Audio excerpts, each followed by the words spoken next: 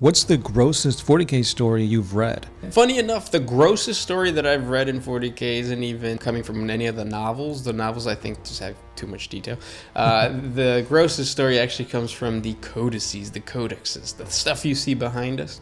So in one of the excerpts, I think it was some type of Chaos Space Marine warband that landed on a planet and skinned the population alive in order to build banners. But then they went on to rip the cords or the vocal cords of the human inhabitants and make like instruments. Yeah, that's pretty gruesome. Like, that sounds like something like the Dark Eldar would do, but I believe it was the Night Lords that did that debauchery.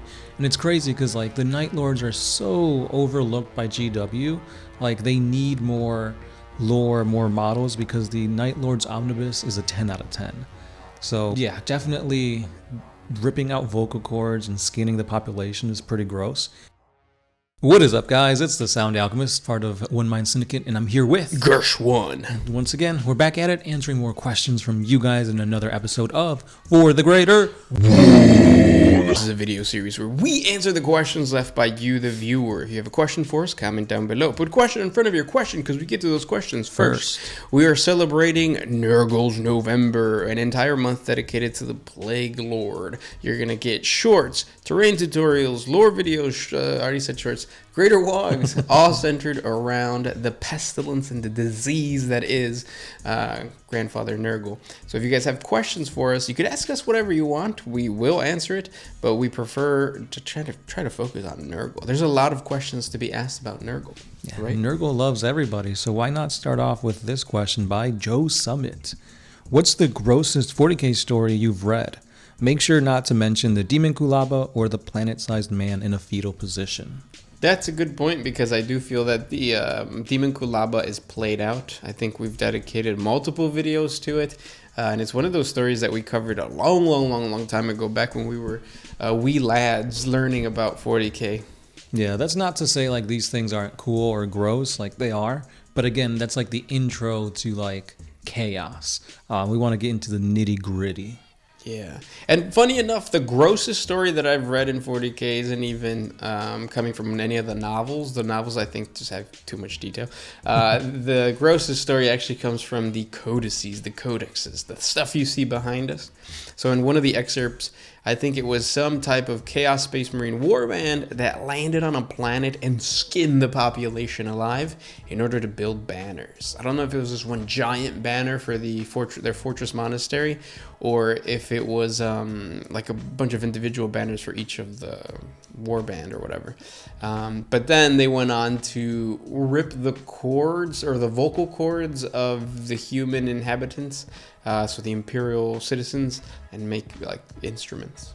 Yeah, that's pretty gruesome. Like, that sounds like something like the Dark Eldar would do, but I believe it was the Night Lords that did that debauchery. And it's crazy because like the Night Lords are so overlooked by GW. Like, they need more lore, more models, because the Night Lord's Omnibus is a 10 out of 10.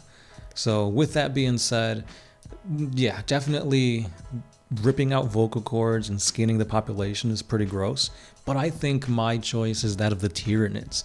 The Tyranids have these like pools of like acid where any biomass is poured into it, themselves included, they get basically made into a goo, which gets sent back up to the ships, and then a new, stronger Tyranid bioform is emerged.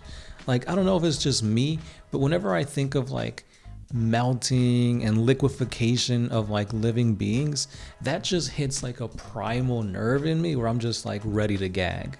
That's interesting. Yeah, the smell must be horrendous during a Tyranid invasion, but I'm pretty sure it's like just the terror of walking outside and seeing like gaunts running around. Yeah, little ripper swarms eating you alive reminds me of like from The Mummy, where the scarabs go inside you and you can see them moving. Yeah, when it comes to body horror, the Sound Alchemist and body horror does not mix. Well, that reminds me too of I think there's a story of the Sisters of Battle. They're fighting Nurgle, and Nurglings get into their brain. Yeah, they're like eating them alive and like burrowing in there. And the thing about that is like Nurglings think they're doing like fun things, like, oh, they like this, I'm gonna do this to them. Like, that's pretty gruesome, knowing that like, yeah, as you're screaming in pain, these little guys are just having the time of their life. Yeah, a lot of those weird, like, nasty stories, and I'm surprised that we don't have any Dark Eldar. I'm pretty sure, like, I mean, I guess the disgusting aspect of the Dark Eldar is that they turn their slaves into furniture. Yeah. What do you think we're sitting on now? Someone's face. Oh no. But yeah, Dark Eldar also are kind of nasty. And then orcs are just brutal. But yeah, lots of nastiness in 40K. Yeah, which I don't know. It just goes hand in hand, the horror aspect in 40K. Yeah. Next question. This one comes from Roger Rangel. Do you guys ever feel hobby burnout? And if so, how do you guys get over it? Frequently we get hobby burnout. Usually I take a break, and what I found is that if I actually don't participate in the hobby, but I listen to it or I watch it, it helps. And this isn't a plug for our lore videos, but like listening to lore videos or watching tutorials, not doing anything, just watching, slowly gets me back into the mood, because eventually I'm going to find something that I'm going to be like, hey, that's easy, I could do that, and then I jump back into it. So listen to your body, take a break, but don't ever stop consuming 40K content, because it helps us. Yeah, that's one of the cool things about 40K is that there's so much to explore and dive into. If you're Space Marined out, there's a bunch of Xenos out there that you can dive into the lore and maybe learn something or find a new favorite race that you never even knew was that awesome. For years, the Necrons were just like, they're robots, whatever. And like the more I read and like look into the videos, it's like, oh no, these guys are actually pretty cool. Like the Necron Lords actually have personalities and they're actually funny. The Infinite and the Divine, that novel really opened up as to what can be explored and seen through the Necrons. Like they're not just these like T-1000 mindless robots that just, go and attack and do nothing. I mean, the warriors are, but there are personalities, there are objectives, there are goals that these lords have, and it's very funny and interesting to see them in a different light than just what you might think of when you see Space Marines versus Necrons or whatever. Yeah, getting a different perspective of your faction from the eyes of another faction helps. Because the Docile Creature was talking about how he was reading one of the books for orcs, and he was just kind of like, oh, I like the orcs, the way that they're depicted. And then he read the Grotznik book, and he was like, oh, the orcs are now depicted as intelligent? I don't like that. Moral of the story, Docile Creature likes stupid bitches. But yeah, it was one of those moments where it's like, yeah, you gotta kind of have to figure out what different viewpoint your army falls into. But yeah, definitely let us know what viewpoint you see your armies as and how you could see the other side. Like for me, I love Tau. I know not everybody likes the Tau, but it's interesting to see the memes and whatnot that arise from the hatred for the Tau. What do you think your army tells you about... What do you think a person's army tells you about the person? Because I feel like if you're a Tau player, you're a weeb. That's what they're called, right? Yeah, weebs, weeaboos. You watch anime, read hentai, or no, read manga, jerk off to hentai. There you go. And then if you're a Space Marine player, you're fucking a kid. Yeah, you go with the flow, whatever's popular, that's what you're into. If you're Dark Eldar, you're into BDSM. Mm-hmm. If you read Eldar, you don't exist. Nobody cares about the Eldar. I've never met an Eldar player in real life. Yeah, if you like Tyranids, you're into masochism, or maybe you collected bugs when you were younger and you made them fight against each other. Pokemon. You also like Pokemon and kaiju big battles. Yeah. I was gonna say you hate yourself because that's a lot of shit to paint. Dude. Yeah, flashy like stuff, chitinous armor. Who are we missing? The Necrons. You're a power gamer, always playing what's in the meta. I think that's just because that's what our Necron player is. Yeah. But I think Necron players are interesting just because it's Egyptian themed. Yeah. But like hidden. So like, why, if you're a Necron player, why don't you play Thousand Suns? Ask yourself that. They're automatrons. They got the Egyptian theme, and you got sorcerers. The exact same thing. And then if you're a Chaos Space Marine player, you're an edgelord. We can go into the different Chaos Gods, but that's for another video. And obviously, if you play Nurgle, because it's Nurgle's November, it's the best. You're the best. Yeah, you probably had COVID once in your life. Once in your life, sure. Yeah. You don't believe in COVID, and you keep getting it, and you say, "No, I'm fine." Yeah. Orcs. If you're an orc player, you're a fucking badass. The rules don't apply to you if you're an orc player. You steal. You also steal. Next question. So this one's by RS Angel K95. So this all depends on how it really ends. Like if humanity is just wiped out, then all the Emperor really accomplished is just dragging out the death of humanity and prolonging the suffering of the species. So you're talking to, or you're kind of responding to our last week's question or answer, where humanity's basically dead because, or doomed because of the Emperor, right? Mm-hmm. And yes. Yeah, I mean, the Emperor, I think he had good intentions to begin with, but it's just like he's getting bombarded by too many things everywhere all at once. Like he has to dictate what to do and what not to do, and he just makes bad decisions. I think it's funny that he just succumbed to chaos though towards the end. Of just like, I've been a psychic being, the most powerful psychic being my entire life, and it isn't until at the very end that I'm like, you know what? I think I do have to turn into a chaos god and be worshipped. Mm-hmm. What a defeat. Yeah.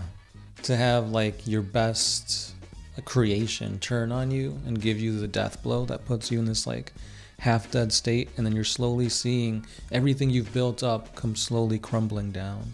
Or I guess like the Emperor is not really, because he didn't create humanity. The Emperor was created by humanity. So in a way, it's kind of like AI. You know, like the concept of the singularity. Eventually, like AI is going to become sentient, and they're going to be like, humanity can't be saved. Mm-hmm. Like our purpose is to assist humans, but humans are fucking morons.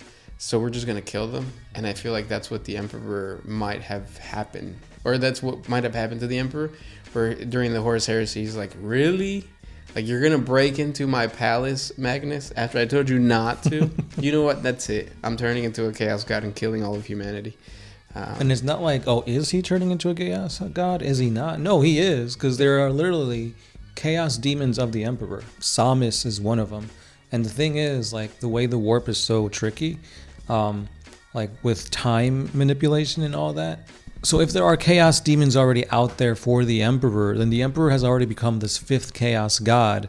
And like, there's no like, he's not, like he is. Like, this is going to happen. Just like with like the birth of Slaanesh, the depravity of the Eldars would birth Slaanesh. But once Slaanesh is birthed, they always were there. Yeah. So it's like this whole weird time thing. Yeah, so it's weird. But hopefully we don't get to it, because I don't think I would want to have a playable faction for our Army of the Light.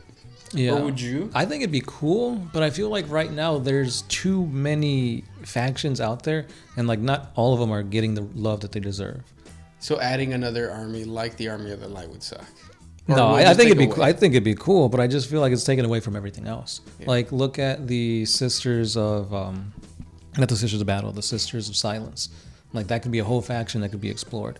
The Leagues of Voltan, the newest army that was brought into 40K, there's barely anything out for them. So I feel if you're adding another army in, that's just gonna take less. Or it's just gonna take away from other factions. Yeah, it'll take away from the other ones, but it'd still be cool because it's like chaos-y Space Marines. They could also just bolster a certain faction. So like if the Army of the Light showed up, then all of a sudden the Sisters of Battle might have new models and like a new line, I guess you could say. Yeah. And then throw in the Sisters of Silence as well. Even though I always felt that the Sisters of Silence were just a like standalone unit and wasn't supposed to like expand into anything.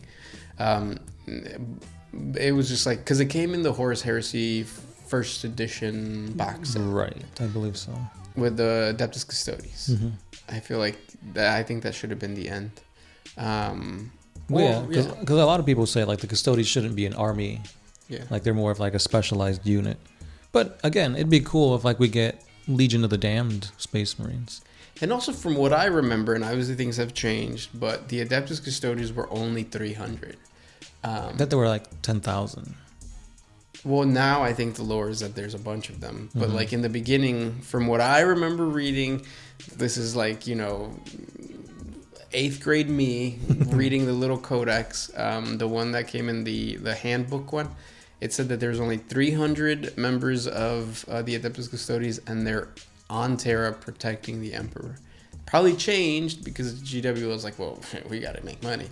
But from what I remember, I thought that's what it was. Yeah, because that definitely did change in 8th edition when Gilliman basically reversed the edict that said that the Custodes only had to stay on Terra. So now that's why they're more like galaxy-wide. Yeah, see. So who knows? But anyways, good question. And those were the questions for today. If you guys have more questions for us, please comment down below. Like we said, we're celebrating Nurgle, so ask away in terms of Nurgle questions. We're not that sick yet. But it's getting colder, and I could feel Nurgle's grasp.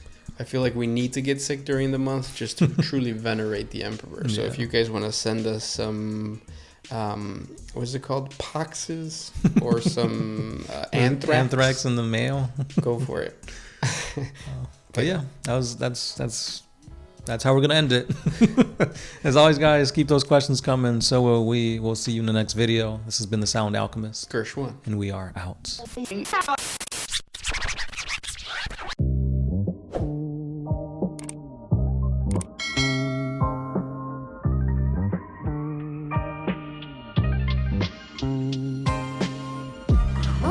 used to put my freedom first in any